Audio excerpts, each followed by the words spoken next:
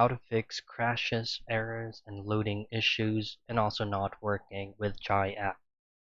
The very first thing that you want to do when it comes to network issues is make sure that you are fully connected to the internet connection, which has at least a maximum amount of signal.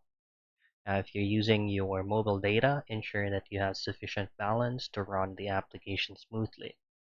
For crashes, all I have to do is just simply tap and hold the Chai application and head over to the eye icon.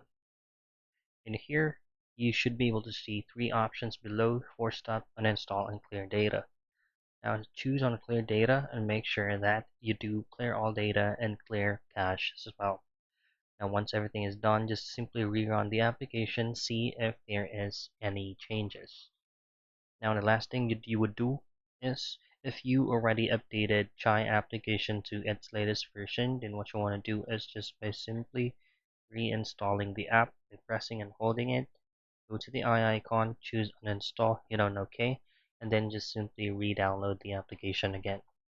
So those are the troubleshooting steps for you to be able to fix crashes, errors, loading issues, and not working in Chai app.